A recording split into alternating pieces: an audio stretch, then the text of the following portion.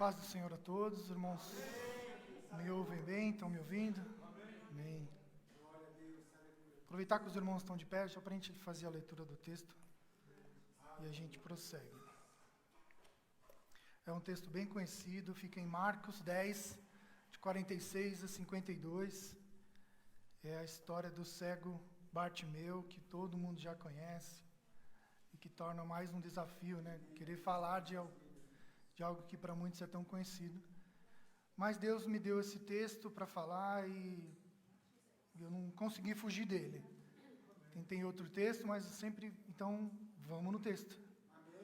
Amém? O texto é, então, Marcos 10, 46 a 52.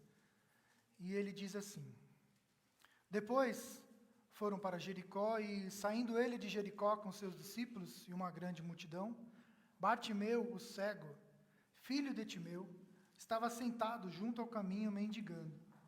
E, ouvindo que era Jesus de Nazaré, começou a clamar e a dizer: Jesus, filho de Davi, tem misericórdia de mim. E muitos o repreendiam para que se calasse, mas ele clamava cada vez mais: Filho de Davi, tem misericórdia de mim. E Jesus, parando, disse que o chamassem. E chamaram o cego, dizendo-lhe: Tem bom ânimo, levanta-te, que ele te chama. E ele, lançando de si sua capa, levantou-se e foi ter com Jesus. E Jesus, falando, disse-lhe: Que queres que eu te faça? E o cego lhe disse: Mestre, que eu tenha vista. E Jesus lhe disse: Vai, a tua fé te salvou. E logo viu e seguiu a Jesus pelo caminho. Amém? Por favor, irmãos, podem sentar. Obrigado aos nossos pastores que consentiram com estar aqui ministrando essa palavra. E eu espero que seja bênção, assim como foi na minha vida e na sua vida. É um texto bem conhecido, né? Já diversas vezes já vimos pregações aqui. Hoje eu lembro da pregação do pastor Edivaldo, que falou sobre isso. E mais recentemente o Serginho também falou sobre esse assunto. E aí no final do culto eu falei: Serginho, eu ia usar o mesmo texto. Ele falou: tá tudo bem. É o que eu tentei fugir do texto, Serginho, mas não deu certo. Aí eu sempre voltava para esse. Mas graças a Deus que é esse texto. É um assunto que arde no meu coração e eu queria dividir com os irmãos, né?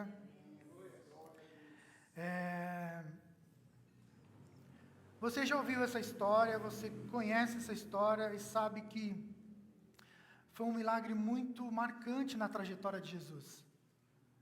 Recorrente, você está aqui e ouve falar sobre Bartimeu. O pastor Plínio menciona sobre Bartimeu. Meu pai, vira e mexe, também fala sobre esse milagre. Porque foi um milagre que marcou a vida desse homem. Eu não sei se esse milagre aconteceu de manhã, de tarde, de noite, qual foi o horário. Mas eu sei que naquele dia de manhã, um homem saiu de sua casa, ou não, ou morava na rua, eu não sei.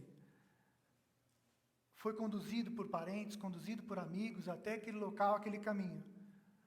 Mas aquele dia era o dia dele. O dia que ele encontraria Jesus, o dia que Jesus encontraria ele e o dia que a vida dele seria totalmente transformada.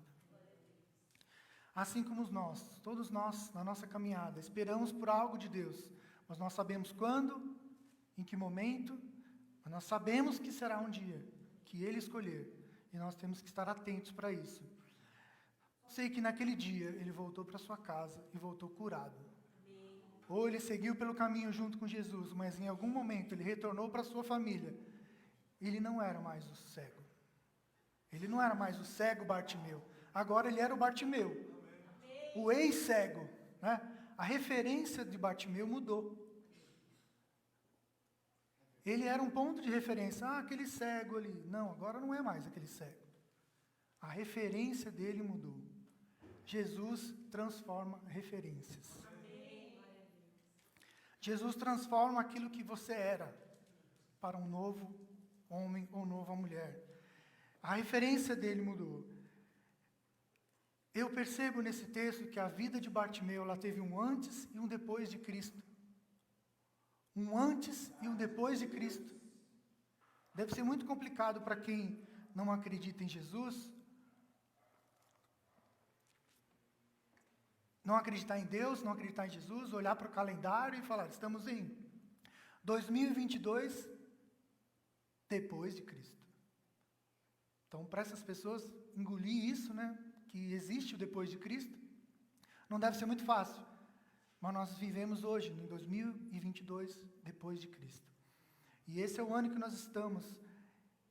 E naquele dia, naquele momento, a vida de Bartimeu passou de antes de Cristo para um depois de Cristo. Na Bíblia nós estamos carregados de exemplos de depois e antes de Cristo. Você pega a vida do apóstolo Paulo, que antes conhecido como Saulo, teve um dia, um encontro com Cristo. Então você vê Paulo um antes de Cristo, você vê Paulo um depois de Cristo. Você tem a história dele marcada por um encontro. E esse é o encontro com o Senhor Jesus Cristo. E o texto traz sobre Saulo, sobre que ele teve uma participação dura contra os cristãos. Se você não leu ainda, Paulo foi uma das pessoas que enquanto Saulo consentiu com a morte de Estevão. Ele estava lá. Saulo era uma pessoa que perseguia cristãos. Ele entrava na casa das pessoas, arrancava as pessoas das casas e jogava na prisão. O depois de Cristo de Paulo, ele sim entrava na casa das pessoas, arrancavam as pessoas, mas agora não para a prisão, mas agora para a vida. A missão de Paulo mudou. O depois de Cristo de Paulo foi marcado, porque agora ele entra nas casas para levar o evangelho, para resgatar essas pessoas. O depois de Cristo de Paulo é lindo, porque chega até nós. E hoje nós estamos aqui falando dele. Então, de um homem que era perseguidor de cristãos, passou a ser um libertador de cristãos. A transformação que Jesus trouxe para a vida dele é marcante. E por isso ele é uma referência para nós. Ele se tornou um dos maiores evangelistas. E a palavra dele alcançou o meu coração e o seu coração. E hoje estamos aqui. O depois de Cristo de Pedro. Pedro era um homem simples, pescador, impulsivo.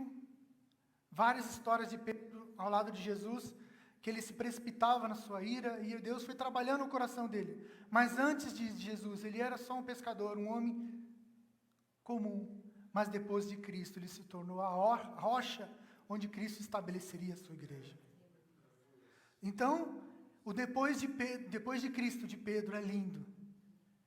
Até hoje nós estudamos sobre Pedro, e a igreja é fundada em Cristo, a fundação da igreja. Mas Pedro foi um canal, um líder que Jesus colocou para liderar o povo de Deus. Nós temos também vários outros depois de Cristo. Mas tem mais um que eu quero falar, que era o de Maria Madalena. Não sei se você já leu sobre Maria Madalena, mas ela era uma mulher adúltera, desprezada, sem dignidade. E a Bíblia nos conta que ela tinha 7 demônios. Jesus a libertou de 7 demônios. Então, o antes de Cristo de Maria Madalena era esse. Uma mulher desprezada, uma mulher que ninguém dava nada, mas o depois de Cristo, depois que Cristo entrou na vida dela, a vida dela foi transformada. E ela recebeu uma das maiores honras do Evangelho, que foi a primeira pessoa que viu Jesus Cristo ressuscitado. Esse é o depois de Cristo que Ele tem para as nossas vidas. Qual é o seu antes e depois de Cristo? Quem você era e quem você é hoje? Pastor Plínio sempre compartilha no momento da sua conversão, onde ele falou sobre o antes de Cristo e o depois de Cristo. Aquele homem que fumava, viciado em algumas coisas, mas o depois de Cristo, aquele que jogou cigarro e que Deus deu um ministério na mão dele. Hoje nós estamos aqui debaixo da sua direção. O depois de Cristo dele é lindo. Quantos depois de Cristo temos aqui dentro? Quem é você depois de Cristo? As pessoas sabem que você é uma pessoa diferente? Ou você ainda, as pessoas não perceberam o seu depois de Cristo? As pessoas olham para você e falam o quê? Se esse é o depois de Cristo, imagina o antes. Precisamos estar atentos, irmãos, e permitir que Cristo faça uma verdadeira transformação nas nossas vidas, para que seja claro para as pessoas, quando olharem para nós, olhem para mim e vejam, depois de Cristo, a vida dele é outra. Ele era um ex alguma coisa, hoje ele é um servo de Deus. Temos vários testemunhos aqui na igreja. O irmão Valmir compartilhou o testemunho dele, que ele bebia. Hoje ele é um ex-bêbado. Hoje ele é um servo de Deus. Qual é o seu antes e depois de Cristo? As pessoas conseguem olhar para você e perceber a diferença? Se não percebem a diferença, meus irmãos, talvez esteja faltando conversão na sua vida, na minha vida. Talvez nós não estamos deixando que Jesus complete a sua obra em nós. Nós estamos nos agarrando a situações, a coisas que eu não quero que o Senhor mexa. E com isso, a transformação das nossas vidas não está acontecendo. Então, qual é o seu antes e quem é o seu depois de Cristo hoje? Tem mudança? Claro que nem todas as mudanças acontecem repentinamente. São processos. Mas você não pode parar no processo. Você continuar no seu processo de conversão durante esse tempo. Então, não se prenda ao velho. Permita-se o novo de Cristo na sua vida. E permita que Ele transforme a sua vida. E você se torne um novo. Amém? Entendemos essa palavra até aqui? Amém? Cristo tem um novo. Nós temos que ser marcados pelo depois de Cristo. Porque nós estamos aqui hoje vivendo o depois de Cristo. O antes de Cristo é o velho homem. Nós não podemos voltar lá. Aqueles mesmos erros que eu fazia lá, não posso mais. Agora eu estou no depois de Cristo. Então agora a minha vida tem que ser diferente. Voltando para o texto.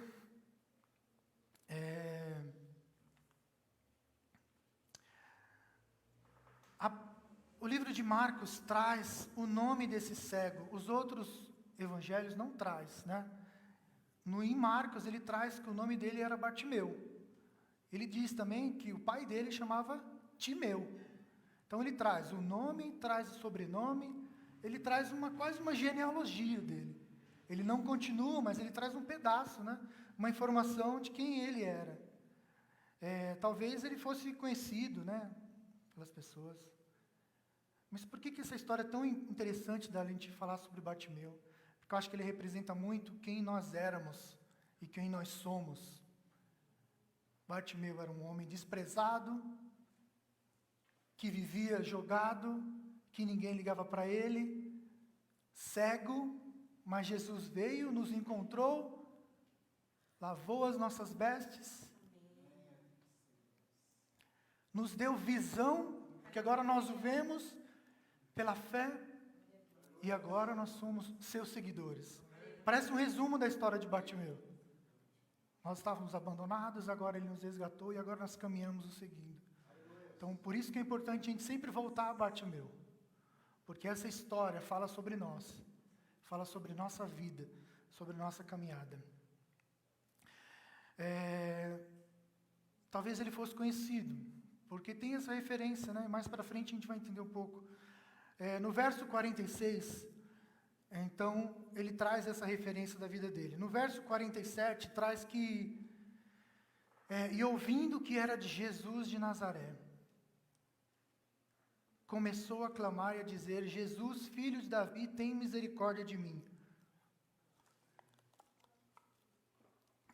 Veja, ele estava no meio do caminho, uma multidão passando, e ele ouviu aquele murmúrio. Ele não estava vendo, ele é cego. Ele ouviu aquele murmúrio das pessoas, porque tinha algo diferente acontecendo. Ele sabia diferenciar aquilo que era normal daquilo que não era normal. Naquele momento não era normal. Tinha alguma coisa acontecendo e ele percebeu. Ele pergunta para as pessoas: o que é isso que está acontecendo? Jesus está aí.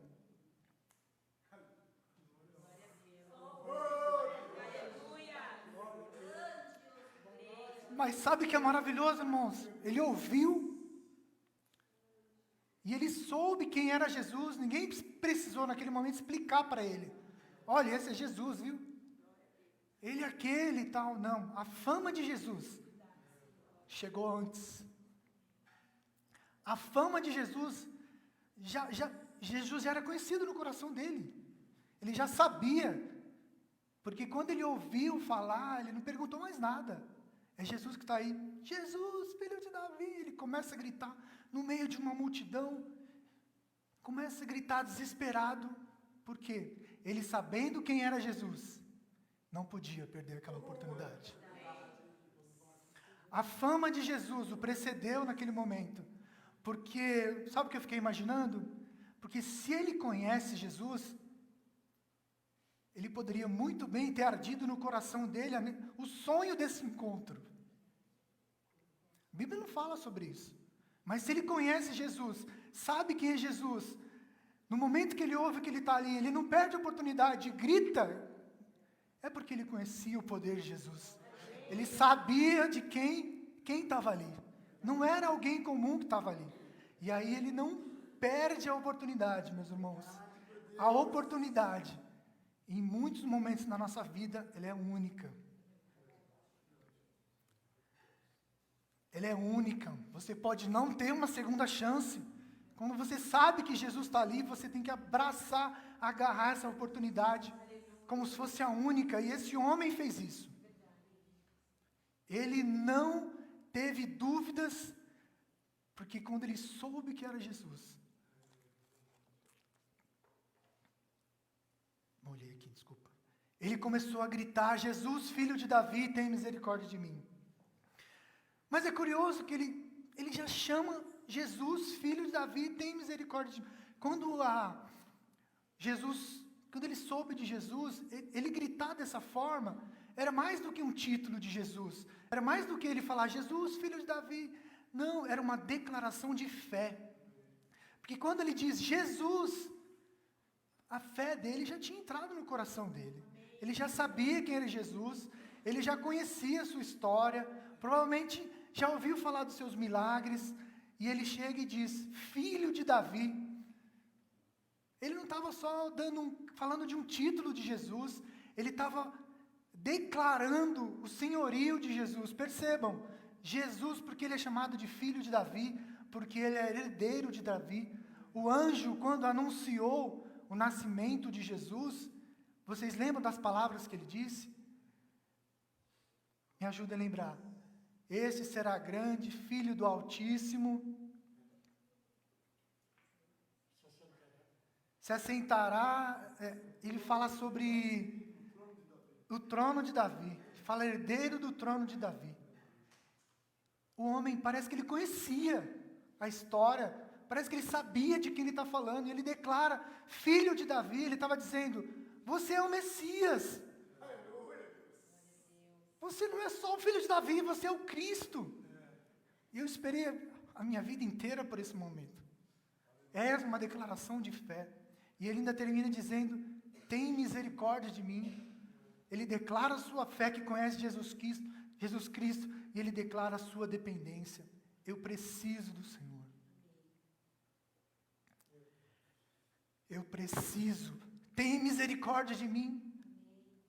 Ele estava dizendo, é a maior declaração de fé, uma linda declaração de fé. Senhor, filho de Davi, tem misericórdia de mim.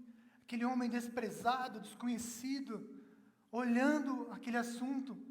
Sabe, irmãos, tinha muitas pessoas que viam e não acreditavam em Jesus. Esse homem não via, mas acreditava em Jesus.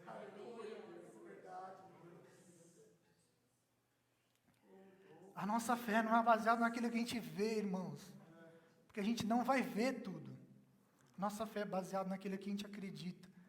Sabe, a vida de um cego, irmãos, para mim é uma das maiores explicações do significado da fé. Porque o que é a fé? É o firme fundamento das coisas que não se veem, não se esperam. Ele é essa declaração, porque onde ele anda, ele não vê. Onde pega, ele não vê. Então, a vida de um cego, é uma declaração, é uma explicação do que é a fé. Então, quando a gente olha para a vida de um cego, você vê o significado da fé. Não sei se os irmãos entendem o que eu estou querendo dizer. Ele explica para mim o que é fé, porque eu só estou em dúvida, o que é fé? Vem cá, vou te apresentar um cego. Olha, tudo que ele faz, ele não está vendo. É isso que é a nossa fé, nossa vida cristã. Nós não estamos vendo, nós estamos sentindo. Nós estamos sentindo a presença, nós estamos nessa caminhada desse jeito. Amém? Então o cego, ele explica a nossa fé. E esse homem não perde a oportunidade. Ele começa a gritar, ele começa a dar o seu melhor naquele grito de desespero. Talvez ele... Você acha que seria um silêncio naquele caminho? Eu não imagino que a rua estivesse silenciosa. Provavelmente um grande barulho ali acontecia. Porque a Bíblia diz que era uma multidão. Uma multidão não são 5 pessoas, meus irmãos. Uma multidão é muita gente. Para você ser ouvido, num ambiente de muita gente, você tem que se destacar. Você tem que gastar a voz ali. E esse homem não economizou, porque ele tinha ali na sua frente a oportunidade tão sonhada de sua vida. É Jesus que está aí? E ele solta aquele grito e faz aquela declaração de fé que mudou a vida dele. E é incrível que ele não estava ali a primeira vez. Muito provavelmente ele é um mendigo que estava ali todo dia.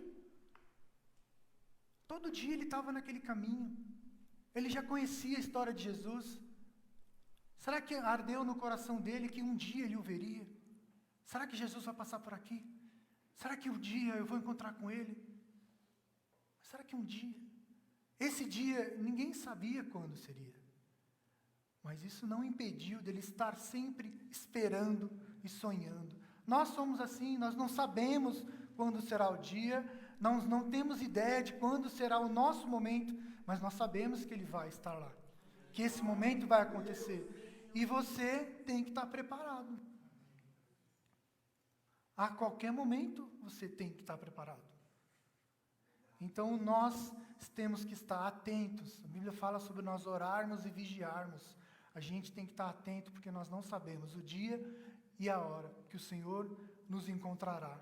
E nós temos que estar atentos. Amém? Até aqui? Irmãos estão comigo aqui? Não me deixem sozinhos aqui, fiquem comigo. Amém? Estamos no versículo 47. E agora entramos no versículo 48. E muitos repreendiam para que se calasse, mas ele clamava cada vez mais: Filho de Davi, tenha misericórdia de mim.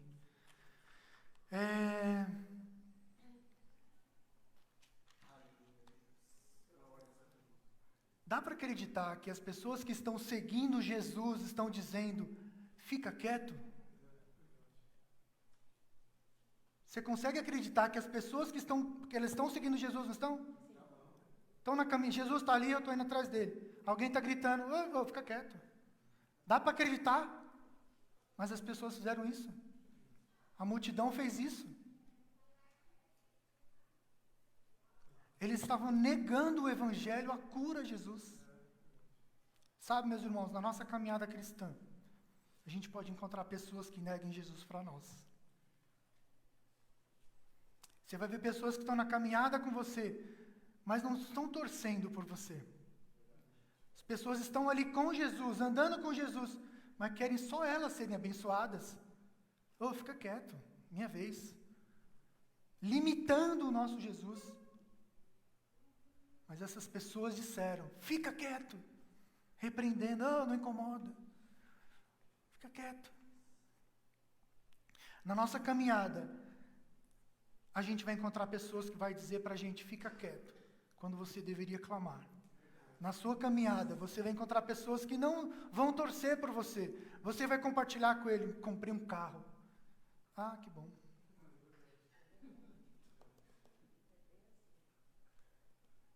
Estou querendo comprar uma casa. Compra não. Não vai conseguir. Você vai encontrar pessoas assim no seu caminho. Não seja essa pessoa. Temos um grande compromisso de não ser essa pessoa. Nós, irmãos, temos que estar atentos para nós não sermos isso. A gente tem que estar atento, vigiando. Será que eu, com as minhas palavras, estou desanimando as pessoas? Será que com as minhas palavras eu estou deixando de incentivar essas pessoas que busquem mais a Deus? Sabe o que eu penso, irmãos? Nós temos que tomar cuidado com quem nós fazemos as nossas alianças. O Senhor disse para nós amarmos o Senhor Deus sobre todas as coisas e o próximo como nós mesmos. Ele não disse para fazer alianças com todas as pessoas. Nós temos que saber com quem nós fazemos alianças. Porque tem pessoas, irmãos, que não querem o Senhor Jesus. Tem pessoas que estão na caminhada com você. O famoso simpatizante. Se simpatizam pelo Evangelho, acham lindo, mas não querem o compromisso de assumir, de agarrar aqui e falar, agora eu faço parte. Não sou não, agora é meu, eu estou junto. Na caminhada, conte comigo. Quem é você nessa caminhada?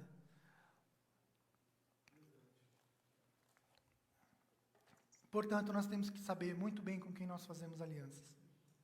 Alice a pessoas que te empurrem para Cristo, não que te empurrem para trás. Alice a pessoas que te falem a verdade quando você está indo pelo caminho errado. Alice a pessoas que não estão interessadas que você vá para o inferno.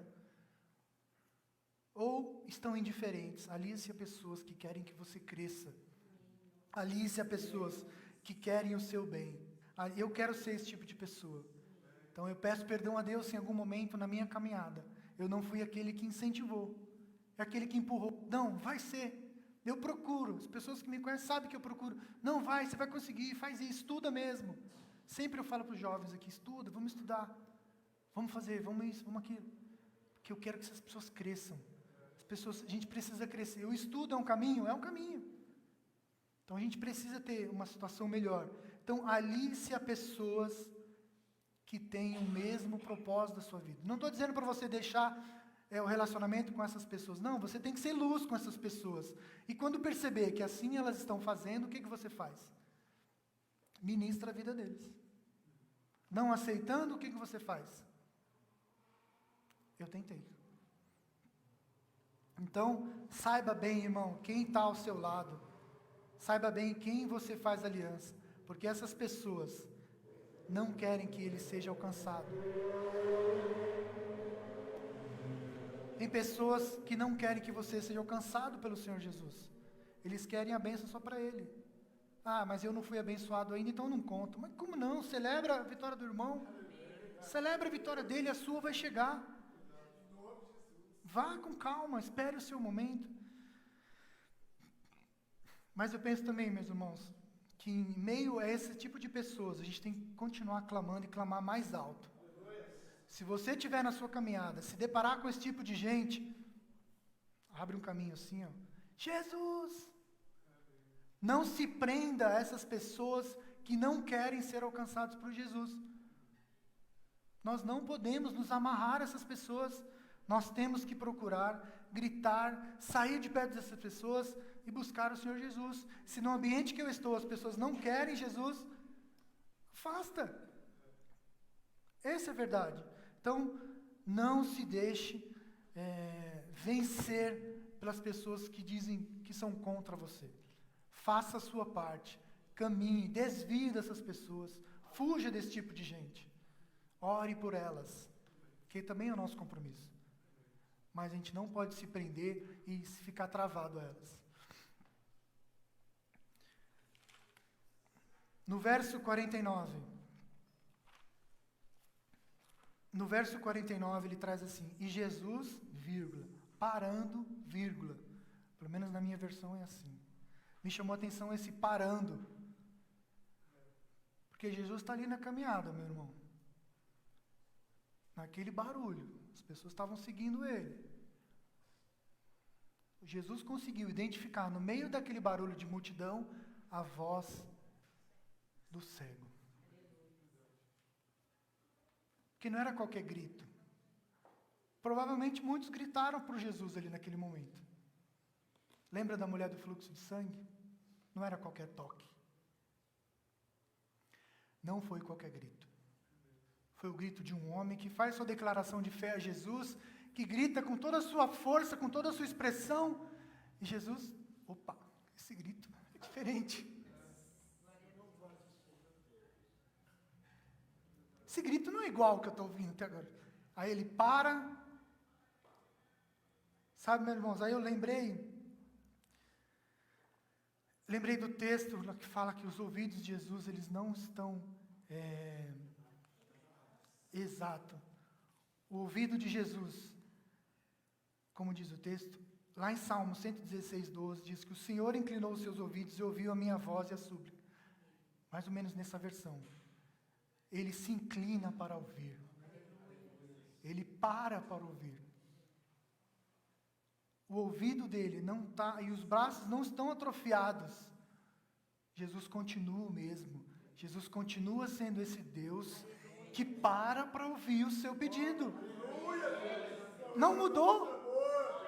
Nós estamos em 2022 anos depois de Cristo, nós ainda cremos nessa palavra, que Ele é o Senhor Jesus, que para ouvir o clamor de um desesperado.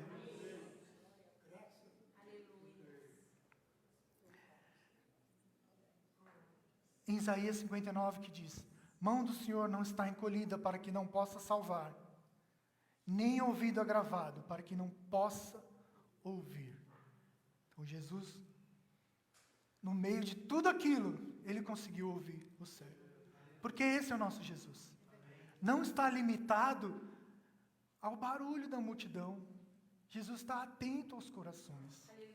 Por isso que no momento da adoração, é um relacionamento individual com Jesus. Porque no meio do barulho, Ele está ouvindo o seu coração. Jesus trata na individualidade. É na individualidade que Ele trata.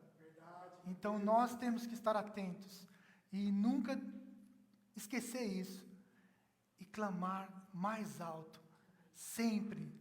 Jesus vai te ouvir, desde que o seu clamor seja diferente do clamor da multidão, desde que o seu toque nas vestes seja diferente do toque da multidão. É o jeito que você chega a Jesus, que Jesus trata diferente. E com o cego foi isso. Então Jesus para, diz o texto, Jesus parando, disse que o chamassem. E chamaram o cego, dizendo-lhe: tem bom ânimo, levanta-te que ele te chama. Eu parei de novo nesse texto e fiquei: por que tem bom ânimo? Percebam, o que Jesus pediu para esse homem? Olha no seu texto. E Jesus, parando, disse que o chamassem. Ele só disse isso. Essa pessoa que foi chamar o cego disse o quê?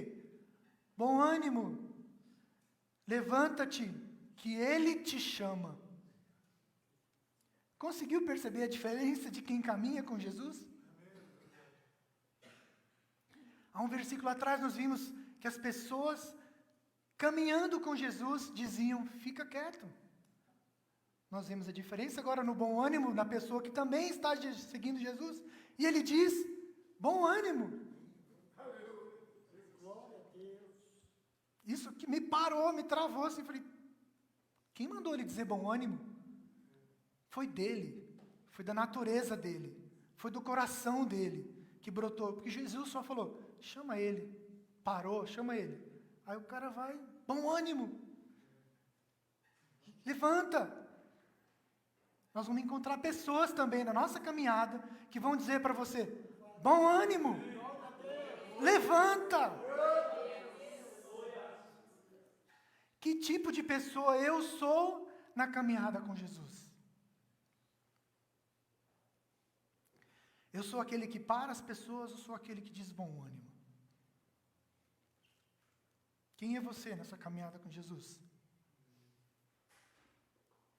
O coração de quem caminha com Jesus, verdadeiramente, é diferente daquele que só simpatiza com Jesus.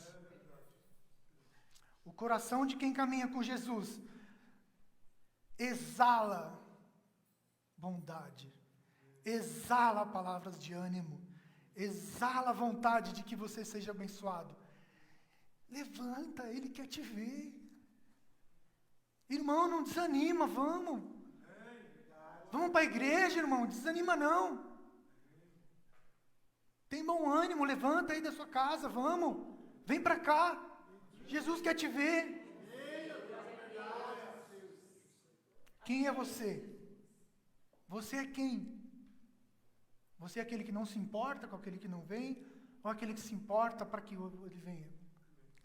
Então, irmãos, tenha o bom ânimo no seu repertório de bênção na vida das pessoas. Bom ânimo, irmão. Eu sei que é difícil, não é fácil. Queríamos que a igreja estivesse cheia, mas bom ânimo. Vamos, Jesus está aqui. Bom ânimo, levanta-te, que Ele te chama. Então, deixe transbordar aquilo que tem dentro de você nas suas palavras. Não seja o outro tipo de pessoa. Então, no mesmo exemplo, nós temos dois tipos de pessoas, totalmente opostas. Qual é você? Em qual você se encaixa? Em qual você se enxerga? Então, nós temos que tomar uma decisão sobre as nossas vidas. Quem nós queremos ser nessa caminhada com Jesus? Você é aquele que vem arrastando? Vem sim, vem comigo, vem. Ou aquele que, não, pode... Vai descartando as pessoas. Vai limitando o acesso. Nós não podemos escolher quem Jesus salva. Nós não temos esse poder. Nós não podemos limitar a quem levamos o Evangelho. Nós não podemos. Jesus sabe quem Ele vai alcançar, mas nós não sabemos. Eu não posso julgar a pessoa e falar, Jesus não vai alcançar isso daí. Quem é você para dizer isso? O bom ânimo e o levanta-te tem que estar sempre na minha língua, tem que estar sempre no meu linguajar. E as pessoas têm que notar a diferença na minha vida. Então, bom ânimo. O verso 50 fala assim, e ele, o cego, depois de ouvir isso, depois de ter ouvido o bom ânimo e o levanta-te que ele está te chamando, o que ele faz? E ele, lançando de si a sua capa, levantou-se e foi ter com Jesus. De novo eu parei no texto, mas por que ele teve que tirar a capa para ir ver com Jesus? Vai com a capa mesmo, cara, Jesus está te chamando. Não, ele pega a capa, ele tira e vai em encontro com Jesus. Não está vendo, está seguindo a voz daquele que está o conduzindo, e ele vai. Sabe, irmãos, as pessoas naquele tempo eram muito identificadas pelas suas capas. A capa de um rico era diferente da capa de um pobre. A capa desse homem provavelmente era uma capa suja, velha, fedida. A capa do rico era de linho. Existia um padrão que diferenciava as pessoas pela capa. Essa é a capa de quem tem dinheiro. Então, olha, esse aqui, só olhando pela capa eu já vejo que, poxa, olha essa capa. Não, esse aí eu tenho que me afastar, porque esse aí, pela capa dele eu sei que ele não é. Aí ele chega e ele tira a sua capa, porque essa capa, meus irmãos, dizia quem ele era. Essa capa dizia que ele era um mendigo, fedido, desprezado.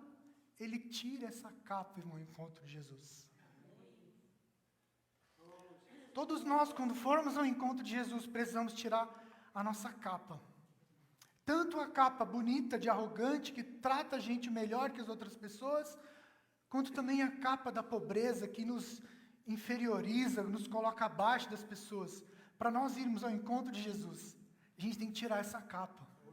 Que Jesus não importa se você é rico, se tem uma capa bonita, se você tem uma capa velha. Diante de Jesus, você tira a sua capa e vai ao encontro dele. Lembra quem foi que se despiu-se da sua glória? O Senhor Jesus despiu-se da sua glória. Eu lembrei dessa passagem. Então, qual é a sua capa hoje que está te prendendo ao encontro de Jesus? No que você está se prendendo hoje que está impedindo você de alcançar melhor o seu relacionamento com Jesus? É a capa bonita? Aquela capa que mostra que você é superior? Ou é aquela capa muito pobre que mostra que você é inferior? E mesmo assim você está se afastando de Jesus porque você não está se sentindo digno. Mas digno você não é mesmo. Ninguém é. Mas essa capa que nos inferioriza, que nos derruba, que mostra que nós somos pecadores, Jesus não está interessado nela. E Ele também não está interessado na capa que diz que você é superior. Tira a sua capa e vá ao encontro de Jesus. Qual é a sua capa hoje que você está na sua vida? Analise a sua vida hoje. O que está te impedindo de ter um melhor relacionamento com Jesus? É a sua riqueza? Ou é a sua pobreza? É a sua arrogância? É o seu excesso de humildade? Ah, não é para mim, não. Nós temos que nos despir dessa capa, para que nós tenhamos um relacionamento com Jesus, fora dessa capa. A nossa vida vai ser diferente quando nós nos despirmos de todo o peso, tirar de nós o jugo daquilo que nos condena, tirar de nós, para que nós possamos chegar ao Senhor Jesus de forma diferente, para que nós coloquemos diante dEle, para que Ele nos receba. O que é que está te atrapalhando hoje? Pensa aí cada um. Tem alguma coisa que está te impedindo de você ter um melhor relacionamento com Jesus? Qual que é essa capa aí, meus irmãos? Tem alguma coisa que está no seu coração, que está te atrapalhando? Tira. Não tenho forças. Alice aos irmãos do bom ânimo. Não vá aos irmãos do cala-boca. Não vai dar certo. E nós, irmãos, sejamos essas pessoas do bom ânimo para encontrar essas pessoas que não conseguem tirar suas capas e ajudá-las na caminhada. Porque esse é o nosso compromisso diante de Deus. De levar o Evangelho e ajudar os irmãos. Se você está mais forte, ajude o que está mais fraco. Se você está mais fraco, chegue ao seu que está mais forte. E assim nós, juntos, alcançaremos. Amém?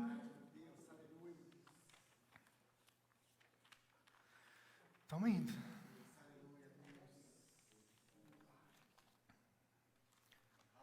No verso 51, chegou o momento do encontro dele com Jesus. Até aqui ele não tinha encontrado ainda com Jesus.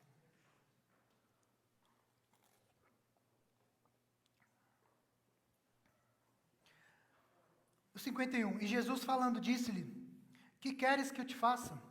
E o cego lhe disse, mestre, que eu tenha vista. Jesus, que queres que eu te faça? Meus irmãos, você já parou para... Por que Jesus sempre perguntava para as pessoas o que as pessoas queriam? Está ali um cego diante de Jesus, gritando para ele ter misericórdia. E aí Jesus pergunta, você quer que eu faça o quê? O que você quer que eu faça? Cubadote, obrigado, hein? O que você quer que eu faça? De novo eu parei nessa pergunta, obviamente. O que você quer que eu faça? Por que Jesus... E ela não foi a única vez, não foi o único milagre que Jesus pergunta para as pessoas, o que você quer que eu faça? Parece que Jesus está brincando com a pessoa. Sabe quando uma pessoa chega pedindo dinheiro no farol para você, e a pessoa... o que você quer que eu faça? Não, você já está vendo, a pessoa quer um dinheiro. Ou a pessoa... O que você quer que eu faça? Não, já está vendo, eu quero comida. Parece tão óbvio. E no meu coração veio o entendimento de que assim, eis que estou à porta e bato. Se alguém abrir a porta, eu entro. No meu coração, se você não disser para Jesus o que você quer, você tem que saber o que você está precisando. Você tem que saber, você tem que dizer para Ele. Ele sabe o que você precisa, mas Ele só vai fazer se você disser que Ele faça. Percebam a diferença? Eis que estou à porta e bato. Se você não abrir, Ele não vai entrar. Se você não disser para Jesus, por mais óbvio que seja, eu quero ver, Jesus não vai dizer para você. Não vai. E aí ele pergunta, em vários milagres ele pergunta isso, e a pessoa, eu quero ver, eu quero andar, eu quero isso. Sim, diga, abra as portas e diga. Ele só vai fazer quando você expressar o que você precisa. Então, quando Jesus perguntar para você o que você quer que ele faça, diga. Seja específico. Jesus, eu preciso disso. Senhor Jesus, eu preciso de um emprego. Traz Jesus para esse seu relacionamento dessa forma. Jesus, eu preciso disso. Traz esse entendimento, esse relacionamento de parceria com Jesus e falar, Senhor, eu preciso de um emprego. Mas Jesus está vendo que eu preciso de um emprego. Ele não está vendo? Ele não é Deus? Ele não é, Jesus, não é poderoso? É claro que Ele é. Mas Ele quer ouvir de você. O que você acha que você precisa? Pode ser que aquilo que você pede, não seja realmente aquilo que você precisa. Isso também é verdade. E Jesus está atento a isso também. Ele sabe o que é melhor para mim, sabe o que é melhor para você. Então, não tenha medo de pedir, porque se Ele entender que é isso realmente que você precisa e você quer, o que Ele vai fazer? Ele vai te dar. Se Ele entender que você abriu o seu coração, pediu, Ele vai tratar o seu coração e vai dizer não. Mas o não de Deus também é um sim de Deus na sua vida. Quando Deus te diz não, Ele está dando um grande sim para você. Sim, eu cuido de você, por isso eu não te dou. Sim, eu te amo, por isso eu não vou deixar você fazer isso. Sim, eu te amo, por isso não quero que você vá por esse caminho. Mas eu quero. Mas eu te amo, não quero que você vá por esse caminho. O não de Deus é o sim de Deus. Percebam a diferença? Quando Ele nos diz sim, é uma declaração de amor. Quando Ele nos diz não, é uma declaração de amor a mim. Porque eu não sei o que é melhor para mim. Porque a Bíblia me conta que o meu coração, ele é enganoso. Então, aquilo que eu acho que é o melhor para a minha vida, Deus está dizendo, presta atenção que não é o melhor para a sua vida. Eu sei o que é melhor para a sua vida. Então, nós temos que estar atentos, meus irmãos, ao não de Deus, que também é um sim de Deus. Mas Ele disse sim ao cego nesse dia. O que queres que eu te faça? O cego, aquele mesmo que não tinha perdido a oportunidade, de sabendo que Jesus estava ali, começou a gritar, ele obviamente disse o quê? Que eu veja. Não pensou duas vezes, não teve dúvidas sobre aquilo que ele queria. Estava muito claro no coração dele que ter a visão o ajudaria. Mas olha, o versículo 52. Acabamos de dizer que Jesus sabe o que é melhor para nós. Acabamos de dizer que Jesus sabe aquilo que realmente nós precisamos. E o que Jesus disse para ele?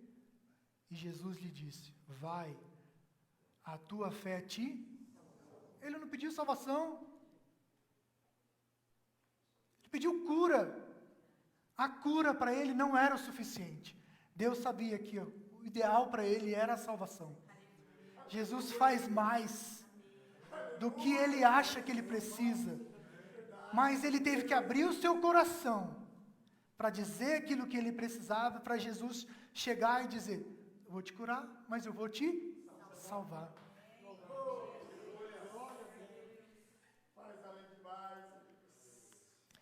Ele sempre sabe o que é melhor para nós.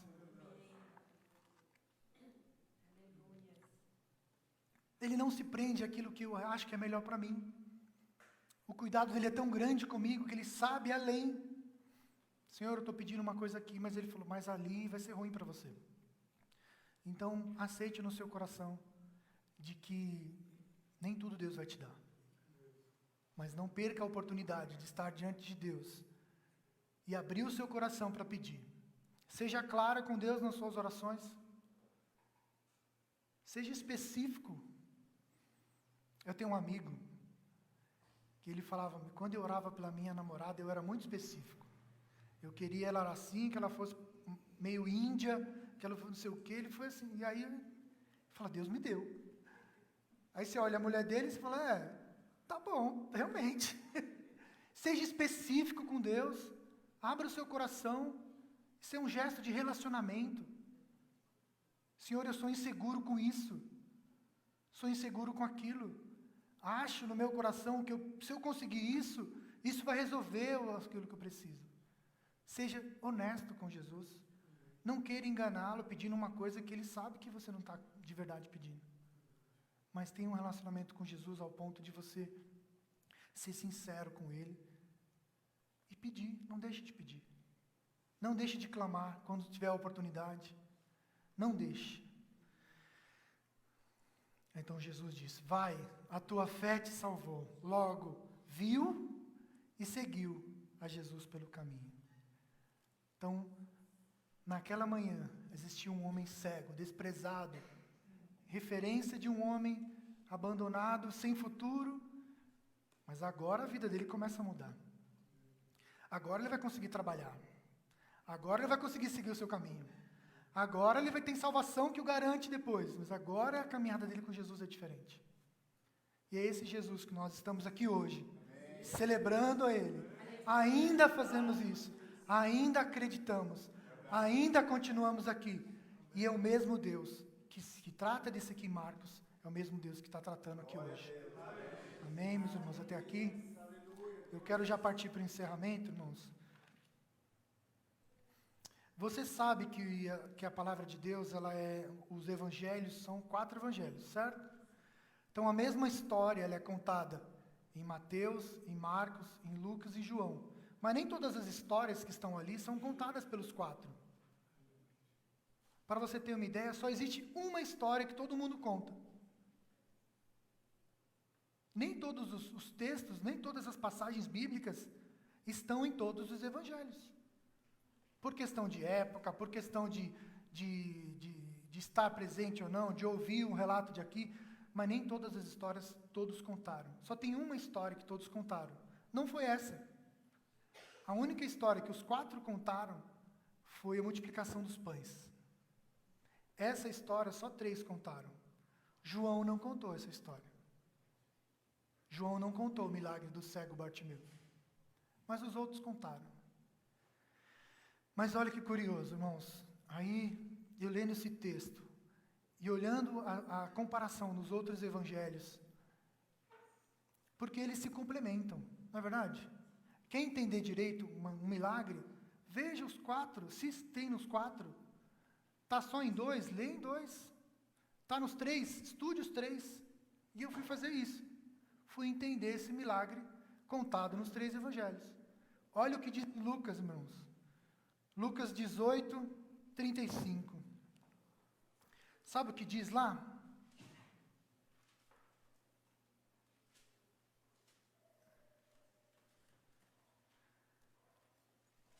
E aconteceu que, chegando ele perto de Jericó, estava um cego assentado junto do caminho, mendigando. Ué, ele não disse que era Bartimeu?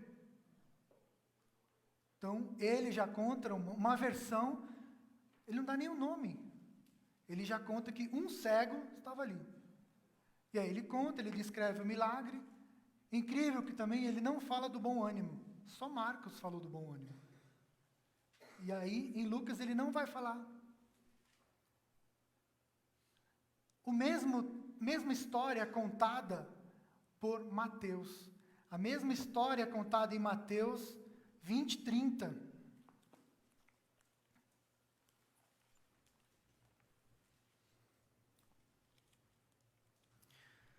20:30 diz assim: e eis que 2 cegos assentados junto do caminho. Peraí, vocês leram comigo, não? Quantos cegos? Mas é a mesma história? A minha Bíblia diz que é. As referências cruzadas são as mesmas. Se você vai lá em Marcos, ele diz que trata de Mateus e trata de Lucas. Se você vai em Lucas, ele trata de Marcos, ele traz a mesma história. Mas me surpreendeu o fato de que não era um cego só. Eram 2 cegos. Está errado? Será que é uma contradição? O que vocês acham? A Bíblia não vai entrar em contradição. É uma forma que um contou. Um contou que um cego, o outro deu detalhes, foi Bartimeu. E o outro disse, olha, 2 cegos estavam no caminho de Jesus. Sabe, irmãos, eu fiquei feliz de ver isso aqui. Porque o que eu acredito nessa história? Que eram 2 cegos. Um era Bartimeu e o outro a Bíblia não traz informação de quem era.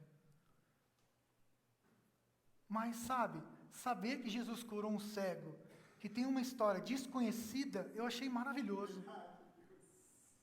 Porque nós falamos aqui que ele era conhecido, talvez famoso, né? Talvez conhecido pela região, porque ele narra o nome dele, narra o nome do pai dele. Para os judeus, falar de genealogia, você tem que citar quem? O nome do seu pai. Esse é o filho de fulano, filho de ciclano, e vai fazendo a escadinha. Então, existia uma importância, ele era conhecido, talvez. Estou correndo para te acabar.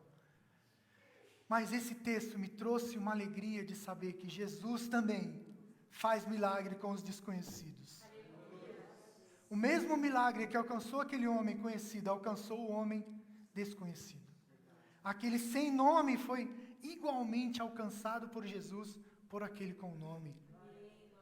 Jesus não está preocupado se você tem um nome, um sobrenome bonito, se você é um famoso, se você está aqui no altar, como estou agora, se você está olhando o carro lá embaixo. O relacionamento, Jesus não está preocupado com isso. A preocupação de Jesus é diferente. Ele quer saber se você o reconhece. Você fez aquela declaração de fé igual o Bartimeu fez? Ele fez. O texto diz que os 2 clamavam, Jesus, filho de Davi, tem misericórdia de mim. Quando Jesus pergunta, o que vocês querem? Ele diz, queremos. Tudo junto. Enquanto um não conta a história de um, o outro traz a história do outro. E tudo aquilo que nós falamos até agora, também é verdade na vida daquele que é desconhecido. Porque Jesus, ele alcança o desconhecido. Jesus, ele veio para os desprezados. Jesus veio para aqueles que são desconhecidos. Olha nós aqui. Nós não éramos os desprezados? Nós não éramos os desconhecidos? O banquete não foi feito para você sabia disso? Mas Jesus estendeu a nós. Nós éramos esses desconhecidos, esses sem nome. Mas Jesus morreu também por nós. Também alcançou a minha vida. Nós éramos cegos desconhecidos e aqui estamos, seguindo ao Senhor Jesus, falando dessa história, desse milagre tão importante na nossa vida, que nos traz vida, que nos traz direcionamento, aparentemente um simples milagre. Olha quantos direcionamentos nós tivemos de Deus. Muita informação tem num pequeno trecho. E a Bíblia é isso. Ela se renova a cada dia, ela traz para nós a cada dia uma revelação. Então, por isso que a gente tem que estar constantemente estudando. Eu fui curioso no texto que os irmãos já tinham tão explorado, mas Deus estava falando comigo nesse texto, eu tinha que entrar nesse texto. Então, minha oração essa noite é que você entenda que não importa se você tem um cargo eclesiástico dentro da casa de Deus, se você tem um nome famoso, se você faz parte da família do pastor ou se não. Importa que você tenha a sua declaração de fé, de Senhor, filho de Davi, tenha misericórdia de mim. Amém? Amém.